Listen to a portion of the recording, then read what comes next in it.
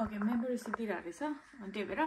So यति एसियाको लागि 3टा जम्पर अरू उता पनि छ होला अझै एउटा 2टा जम्पर छ होला प्लस मैले प्यान्ट्सहरू पहिला पनि ल्याइसकेँ उसको लागि तलको ट्राउजर चाहिँ बाक्लो so this is for Asia मेरो लागि चाहिँ मैले लुगा त केही पनि ल्याएको छुइनँ मैले सबै स्किन केयरको सामानहरू मात्रै लिएर आएको छु विच आई रियली हुन्छ नि लुकिङ फरवर्ड अनि लुकिङ फरवर्ड यस्तो हुन्छ नि त क्यामेरा त धन्न फुटेन है अन्त फुटिरहेको क्यामेरा चाहिँ त्यहाँ सो मैले चाहिँ के ल्याएको छु म हजुरहरूलाई देखाउँछु सो दिस इज रेटिनल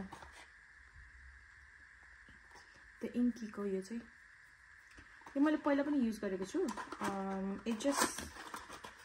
चाहिँ सिरम टाइपको होइन रहेछ यो चाहिँ रेटिनल सिरम यस्तो टाइपमा रहेछ यो चाहिँ होइन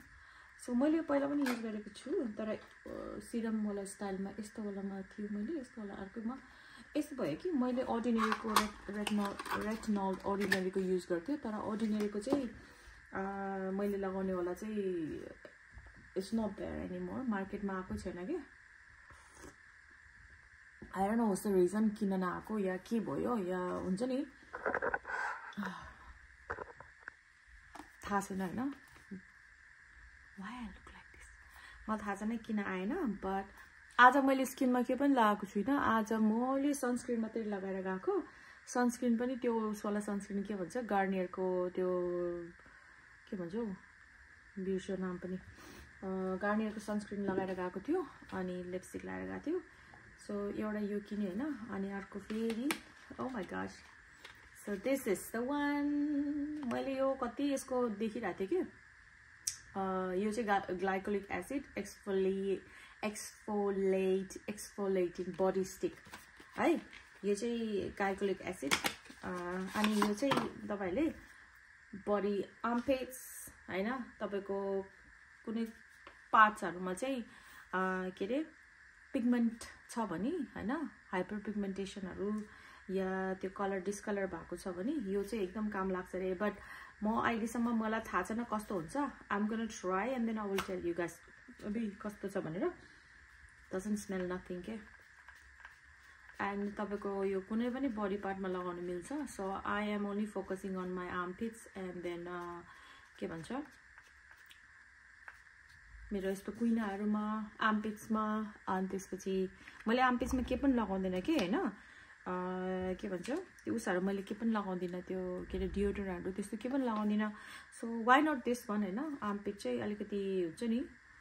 यो कलर मेरो डिस्कलर छ के हैन अनि यसमा चाहिँ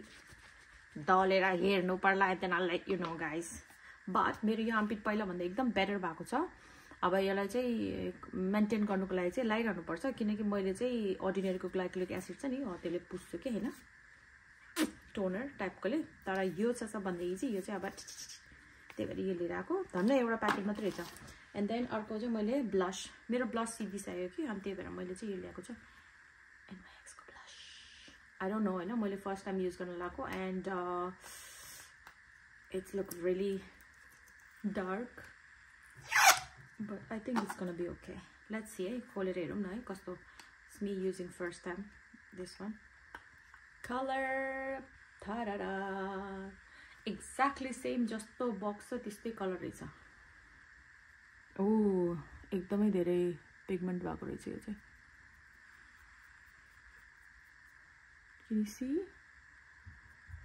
ओ अलिकति लागेको त यति धेरै पो भयो त Okay, I like it. जाडो मौसममा गाला रातो भएर फुट्न लाग्छ देखिरहा but anyway यो तीनटा प्रोडक्ट चाहिँ आज लिएर आएको मैले which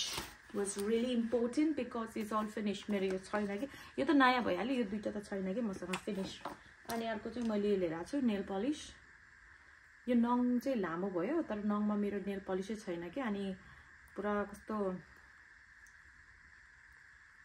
नङलाई पनि अलिकति नेल पलिश लगाएर